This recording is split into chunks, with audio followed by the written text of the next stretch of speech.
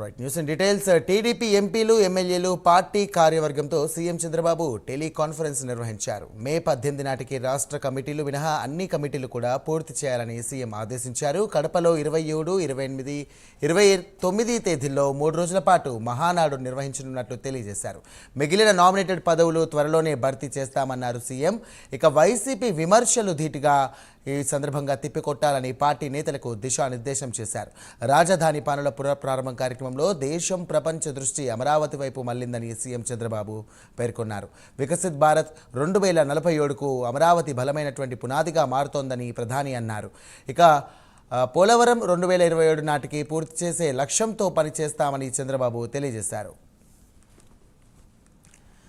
Right, ఇదే అంశానికి సంబంధించి మరిన్ని డీటెయిల్స్ మా కరెస్పాండెంట్ శ్రీనివాస్ అందిస్తారు. శ్రీనివాస్, చెప్పండి, ఎమ్మెల్యేలకు మరియు సంబంధించినటువంటి నాయకులకు కూడా సీఎం చంద్రబాబు దిశానిర్దేశం చేశారు. అలాగే అమరావతి పునఃప్రారంభం సంబంధించి దేశం మరియు ప్రపంచ స్థాయిలో అందరికి కూడా ఈ యొక్క అమరావతి పైపే మళ్ళీదని చెప్పేసి చెప్తున్నారు. దీన్ని ఏ విధంగా చూడొచ్చు, అలాగే ఎలాంటి దిశానిర్దేశం చేశారు?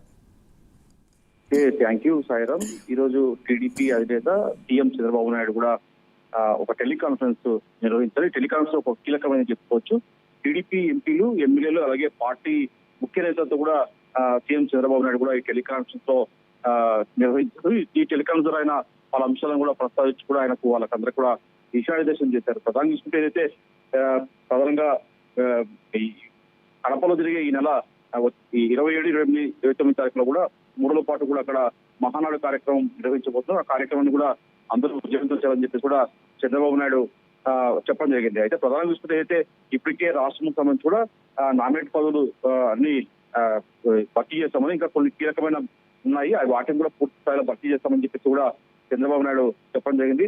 అయితే ప్రధానంగా చూసుకుంటే ఇటీవల ప్రధాని నరేంద్ర మోడీ పర్యటన సంబంధించి కూడా ఆయన ఈ కాన్ఫరెన్స్ లో ప్రస్తావించారు. అమరావతి రాజధాని పనుల ప్రారంభ కార్యక్రమంలో సభ విజయవంతం చేసిన అందరికీ కూడా ఆయన ఒక ధన్యవాదాలు తెలుపుతూ కూడా టెలికాన్ఫరెన్స్ లో అందరికీ నేతలను కూడా ఆయన అభినందించారు. అలాగే రాష్ట్రంలో గతంలో ప్రధాని నరేంద్ర మోడీ వచ్చినప్పటికీ ఈసారి అన్నింటినీ మరిపించేలా కూడా ఈ సభ జరిగిందని చెప్పేసి కూడా చంద్రబాబు నాయుడు చెప్పడం జరిగింది. అలాగే రాజధాని పనులు కూడా ప్రారంభం కావడంతో కూడా దేశం ప్రపంచం దృష్టి అమరావతి పైన పడిందని చెప్పేసి కూడా ఆయన చెప్పడం జరిగింది. ప్రజలు ఇంటి నుంచి బయలుదేరేటప్పటి నుంచి కూడా వాళ్ళు ఇంటికి తిరిగి చేరే విధంగా కూడా సభ విజయవంతంగా నిర్వహించారని చెప్పి కూడా ఆయన పార్టీ నేతలను, మంత్రులను, ఎమ్మెల్యేలను కూడా ప్రత్యేకంగా అభినందించారు.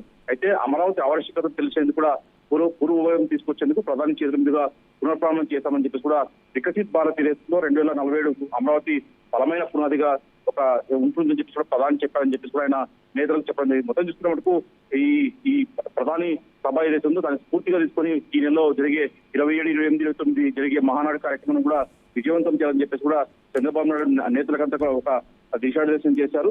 కడపలో జరిగే ఈ మహానాడు కార్యక్రమాన్ని కూడా నేతలంతా కూడా కలిసికట్టుగా పనిచేయాలని చెప్పేసి కూడా చెప్పడం జరిగింది. అదే ప్రధానంగా చూసుకుంటే ఏదైతే పదవులు ఉన్నాయో ఖచ్చితంగా పదవులకు ఇప్పటికీ అందరికీ న్యాయం చేస్తామని చెప్పేసి మిగిలిన పదవులు కూడా నామినేటెడ్ పదవులు కావచ్చు, ఇతర పదవులు కావచ్చు, అన్ని భర్తీ చేస్తామని చెప్పేసి కూడా ఆయన చెప్పడం జరిగింది. ప్రధానంగా చూస్తే ఏదైతే రాష్ట్రం జరుగుతున్న అభివృద్ధిని ఏదైతే వైసీపీ నేతలకు వాళ్ళు దాడి చేస్తున్నారో ప్రభుత్వం పైన, అభివృద్ధి కార్యక్రమం పైన దాన్ని కౌంటర్ ఇచ్చే విధంగా కూడా ఆ నేతలంతా గట్టిగా పనిచేయాలని చెప్పేసి కూడా ఎప్పటికప్పుడు వైసీపీ చేస్తున్న విమర్శలను, దాడులను కాబట్టి తిప్పుకొట్టాలని చెప్పేసి కూడా చంద్రబాబు నాయుడు ఈ టెలికాన్ఫరెన్స్ లో ప్రత్యేకంగా ఆయన చెప్పడం జరిగింది.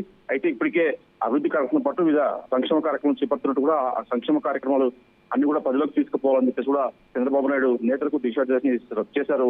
సాయిరామ్, మొత్తం చూసుకున్న మటుకు ఈ టెలికాన్ఫరెన్స్ మటుకు అన్ని పలు అంశాలను కూడా ప్రస్తావించారు. ప్రధానంగా మహానాడు కార్యక్రమం కూడా ఈ నెల 27, 28, 29 జరిగే 3 రోజుల పాటు జరిగే కడపలో జరిగే ఈ మహానాడు కార్యక్రమాన్ని నేతలంతా కూడా విజయవంతం చేయాలని చెప్పి కూడా ఆయన చెప్పడం జరిగింది. అలాగే జూన్ నాటికి అయితే కూటమి ప్రభుత్వం ఏర్పడి ఏడాది అవుతుంది. ఈ సందర్భంగా కూడా దాన్ని కూడా ఆయన ప్రస్తావించడం జరిగింది. మొత్తం చూసుకున్న మటుకు ఈ త్వరలో కూడా మిగతా ఏదైతే కూటమి సర్కారుకు సంబంధించి కూడా కార్పొరేషన్ పదవులు ఇప్పటికే భర్తీ చేస్తాం, మిగిలిన పదవులు కూడా త్వరలో భర్తీ చేస్తామని చెప్పేసి చెప్పడం జరిగింది. అలాగే ప్రధాని చూస్తే అయితే రాష్ట్ర కమిటీని ఈ మహానాడు తర్వాత కూడా తెలుగుదేశం పార్టీ రాష్ట్ర కమిటీ కూడా మళ్ళీ కొత్తగా రూపొందిస్తామని చెప్పేసి కూడా కొత్త వారికి అవకాశం ఇస్తామని చెప్పేసి కూడా చంద్రబాబు నాయుడు చెప్పడం జరిగింది. మహానాడు తర్వాత కొత్తగా టీడీపీ పార్టీకి సంబంధించి రాష్ట్ర కమిటీ ఏర్పాటు కాబోతుంది. మొత్తం పలు అంశాలపైన ఈ రోజు టెలికాన్ఫరెన్స్ లో నేతలకు చంద్రబాబు నాయుడు దిశానిర్దేశం చేశారు. Sairam. Right, thank you Srinivas.